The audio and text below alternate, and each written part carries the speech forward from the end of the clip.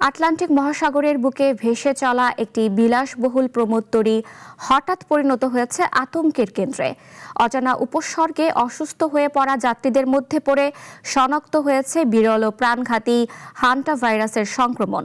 ইতিমধ্যে ৩ জনের মৃত্যুও হয়েছে। এই পরিস্থিতির গুরুত্ব বিবেচনায় বিশ্ব স্বাস্থ্য সংস্থা জরুরি সতর্কতা জারি করেছে।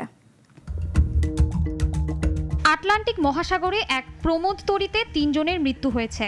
তাদের মধ্যে অন্তত একজনের শরীরে হান্টা ভাইরাস শনাক্ত হয়েছে। এটি ইঁদুর জাতীয় প্রাণীর মাধ্যমে মানুষের শরীরে সংক্রমিত হওয়া একটি বিরল রোগ। স্বাস্থ্য কর্তৃপক্ষ এখন এমভি হন্ডিয়াস নামের এই প্রমোদতরীতে সম্ভাব্য এই ভাইরাসের প্রাদুর্ভাব নিয়ে তদন্ত করছে। প্রমোদতরীটি আর্জেন্টিনার উশুয়াইয়া থেকে কেপ ভার্দের উদ্দেশ্যে যাচ্ছিল। এক বিবৃতিতে বিশ্ব স্বাস্থ্য সংস্থা জানিয়েছে, একজনের শরীরে ভাইরাসটি নিশ্চিতভাবে পাওয়া গেছে এবং অন্তত ৫ যাত্রী আক্রান্ত হতে পারেন বলে সন্দেহ করা হচ্ছে। WHO জানায়, আক্রান্ত ৬ জনের মধ্যে ৩ জন মারা গেছেন এবং একজন বর্তমানে দক্ষিণ আফ্রিকায় নিবিড় পরিচর্যা কেন্দ্রে চিকিৎসাধীন। সংস্থাটি জানায়, বিস্তারিত তদন্ত চলছে, যার মধ্যে ল্যাবরেটরি পরীক্ষা ও মহামারী বিদ্যাগত বিশ্লেষণও অন্তর্ভুক্ত রয়েছে। যাত্রী ও ক্রুদের চিকিৎসা ও সহায়তা দেয়া হচ্ছে এবং ভাইরাসের জিনগত বিশ্লেষণও চলমান রয়েছে। মূলত হান্টা ভাইরাস একটি বিরল রোগ।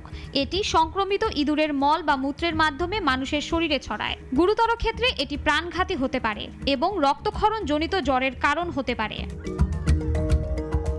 এদিকে দক্ষিণ আফ্রিকার জাতীয় স্বাস্থ্য বিভাগ রোববার জানায়, প্রমোদতরীটিতে তীব্র শ্বাসযন্ত্রজনিত অসুস্থতার প্রাদুর্ভাব ঘটেছে।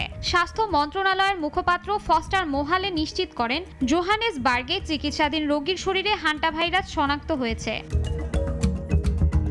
মোহালে এএফপিকে জানান, ভাইরাসে আক্রান্ত হয়ে মারা যাওয়া ব্যক্তিরা কোন দেশের নাগরিক তা এখনও নিশ্চিত করা যায়নি। শাশ্বতী সরকার, নাগরিক।